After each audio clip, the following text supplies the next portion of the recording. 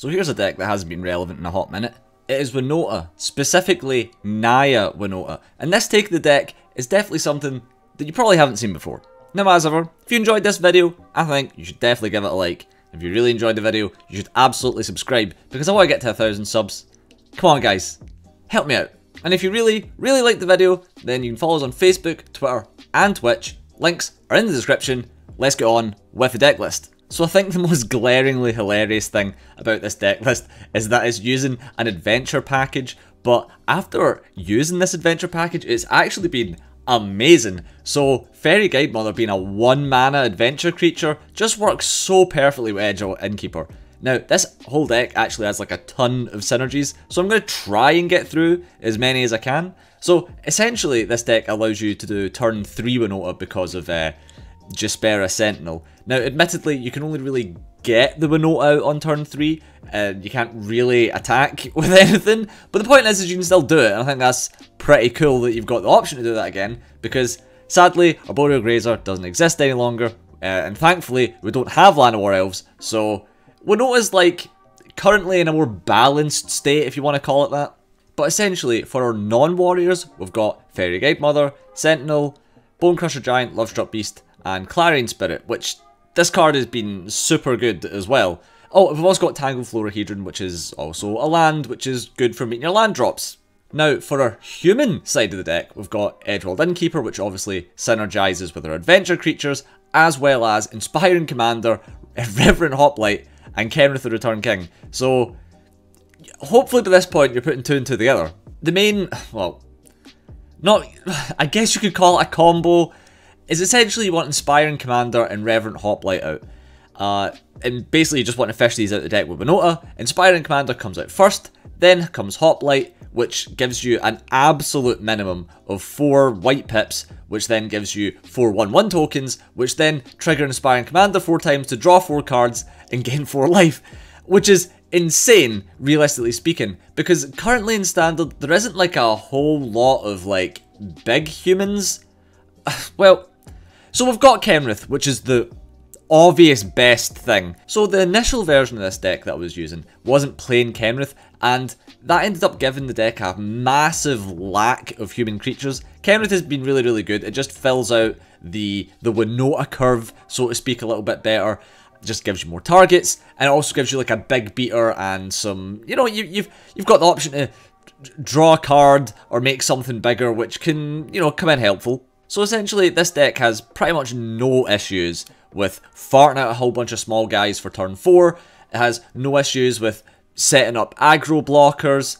The biggest issue that this deck actually has is getting rid of a big lifelinker that your opponent controls, because that can make it almost impossible to kill your opponent. You can go as wide as you want, and if they have just something that's like, I don't know, gaining back 6 life a turn, it's actually really difficult to beat your opponent in those situations. And the worst part is that mono white is essentially like the deck to beat just now, and that is essentially why we're playing the 4 of Banishing Light. Theoretically 3 with 4 Bonecrusher might be better, because you want to get rid of Lurrus, and you absolutely need to get rid of Speaker of the Heavens. That's the card. You need to get rid of Speaker of the Heavens, because that card is a huge problem. Now, lands are lands. We're playing 22 of them, technically 25 with the Florahedrons. The initial version of this deck wasn't playing Banishing Light, and was just playing 4, 4, 4, and 4. And essentially, the amount of times it would come up where I need to remove something off the board, but the deck is physically incapable of doing it, that just threw a spanner in the works. So I'm like, right, we just need to be able to get rid of something with Banishing Light, and then we can just continue on with our day.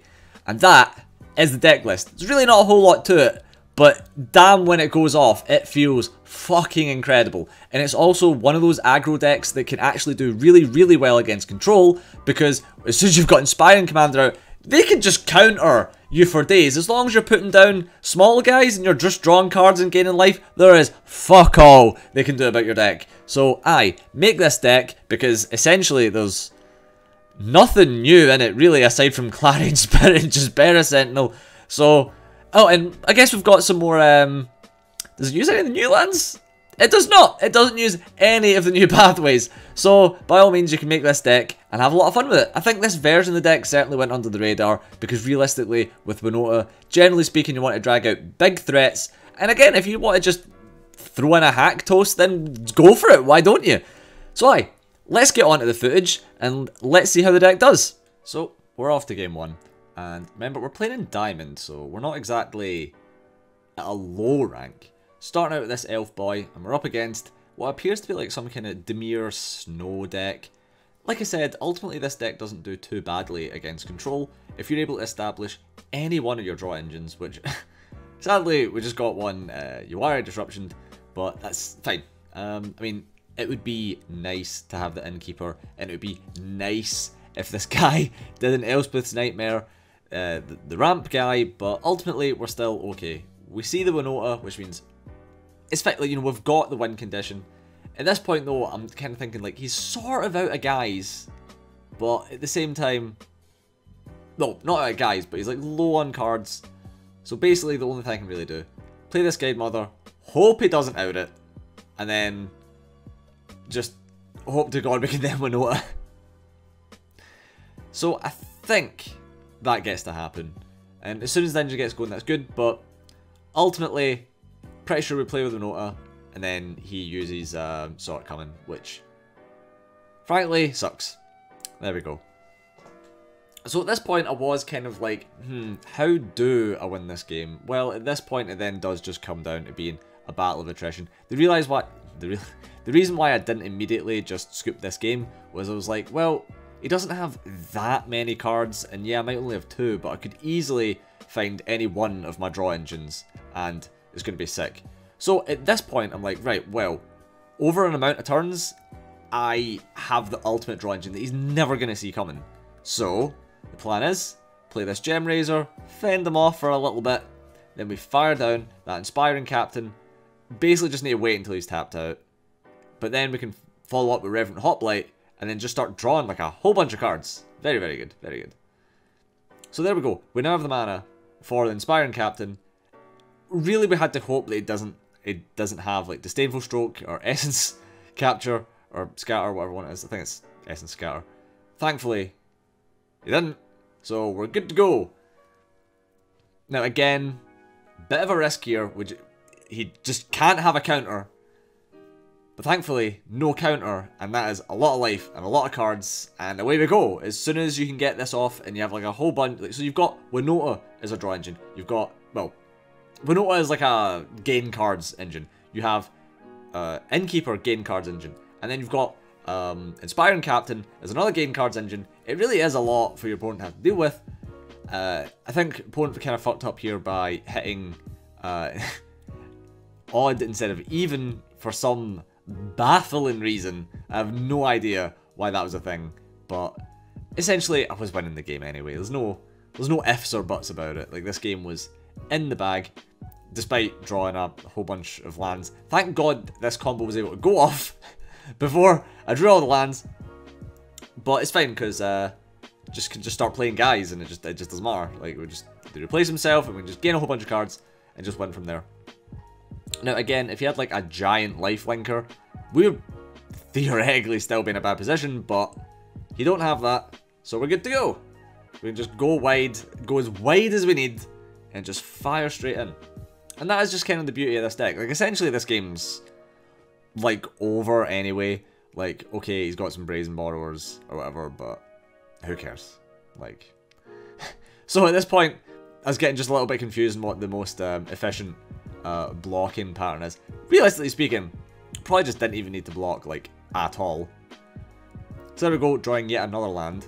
Now the cool thing about Guidemother is it's like 3 mana, but it's a 1 card that can trigger Clarion Spirit. I think that's like a really cool, like, nifty interaction. Now the other reason why I put Kenrith in the deck was situations like this, where you've got a really long board, and you're like, you know what would be really good? If they just all had haste. So Kenrith is great for those situations. And Faerie Guidemother is also nice for just putting in a little bit more damage. So it's like, okay, cool. You can fire out as many Brazen Borrowers as you need. It's not going to help you. At this point, There we go. Scooped up. And that's victory to us. Game 2, and we're up against Dimir again. But this time, it's rogues. So, of course, you love to see a good rogue victory, don't you? So, hitting out the game, like, we're coming in strong here. This is like such a great opening hand when you get to go Innkeeper, Faerie Guidemother. Now, you could argue that it's actually like in your best interests to not put out the Innkeeper turn 1 and instead just go Innkeeper, Guidemother turn 2, depending on what your hand is. So with a hand like this is essentially like the fastest the deck can be. Now, it's unfortunate we have to hit a Winota, but the point is that you can get an attack off turn 3 and get a Winota trigger. So hitting a Hoplite or hitting any of your guys aside from a Winota is actually sick in these scenarios. Excuse me. But even with him putting down like a ton of pressure, it's cool. We've got the Bonecrusher in hand, and for some reason I'm just drawing lands out the fucking ass of these games. So thankfully we're able to set up and hold a position because 22 lands drawn this many is statistically unlikely. But we're able to just fire in with everything. Don't want to fire in with Innkeeper because that's obviously not great.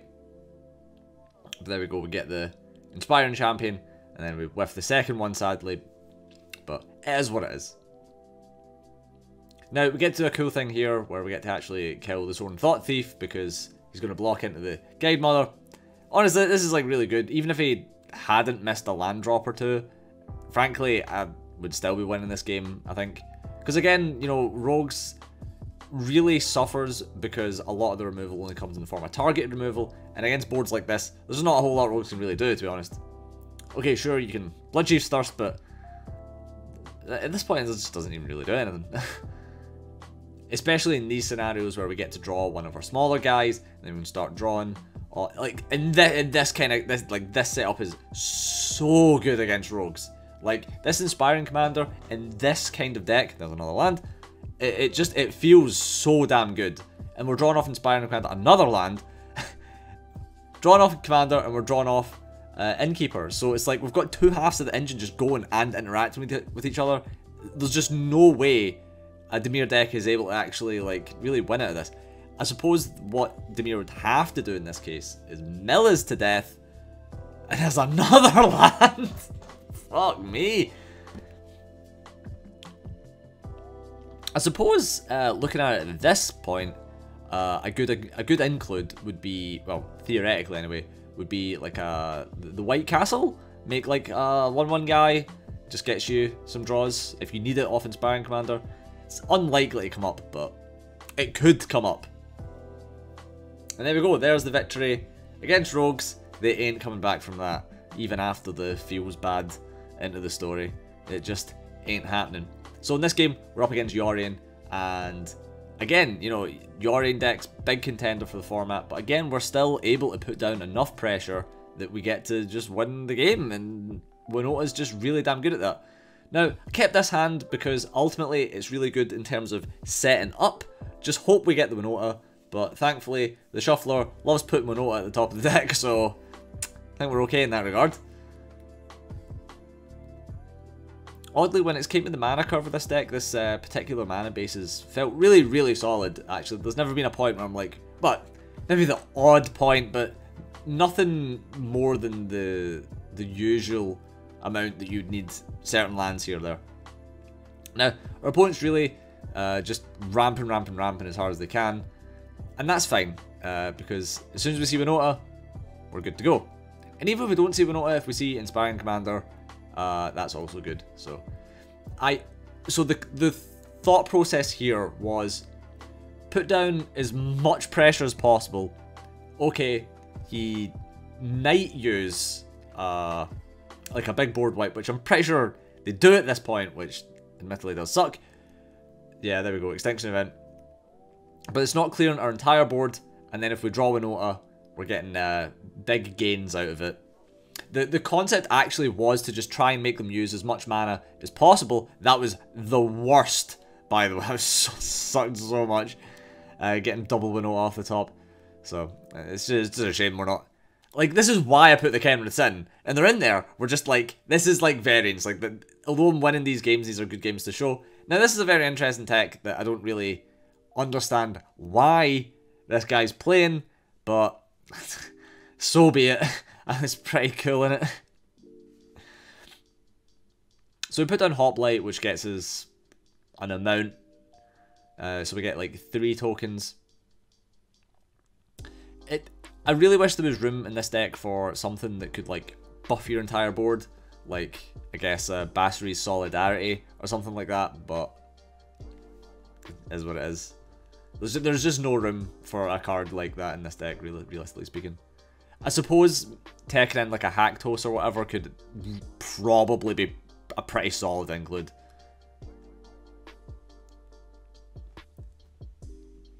So Winota fetches us an Innkeeper, 2 Innkeepers in fact.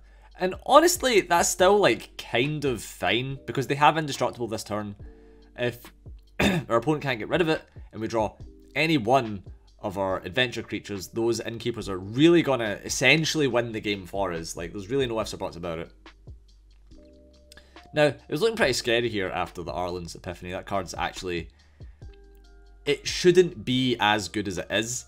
The card's actually really, really good. And a lot of the time it can just spell disaster. But, thankfully, we make it alive. Clearly, it's feeling pretty good at this particular point because it's obvious that the Yorion player is kind of feeling the pressure here. Thankfully, all the board wipes in black are relatively inefficient as far as board wipes go.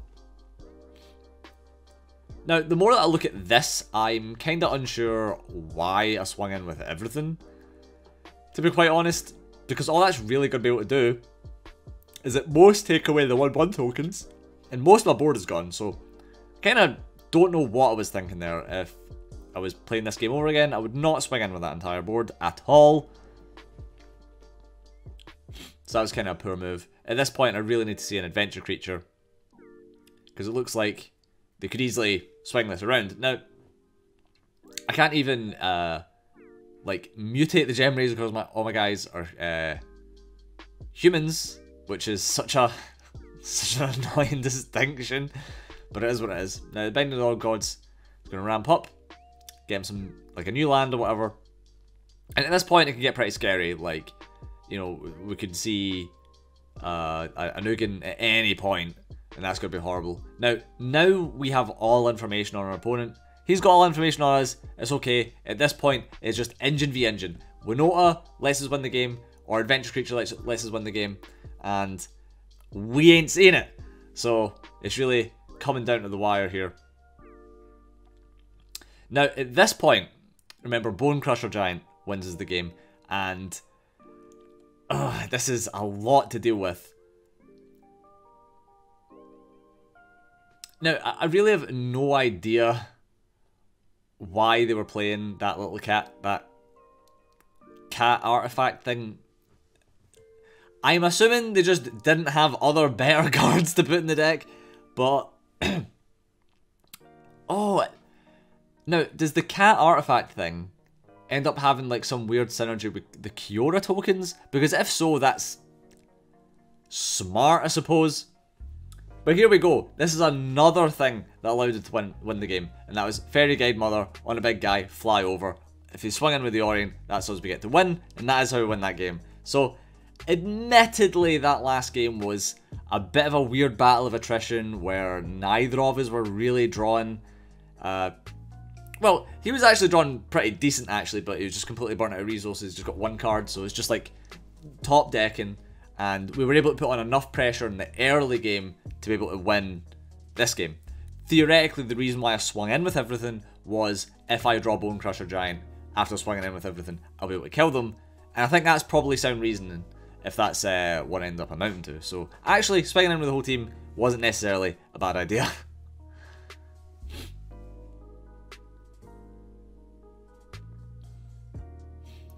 So I think that my logic in this game was, yes, just put down as much guys as possible at this point, and then if we get Winota, we're just going to go absolutely fucking ham and just swing in with a full board and get like 5 triggers.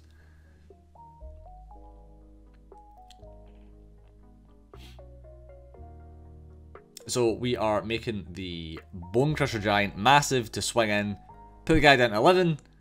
So that's like basically sound logic. This deck finds it annoying to swing through a Mire Triton specifically. So Mire Triton will fuck itself.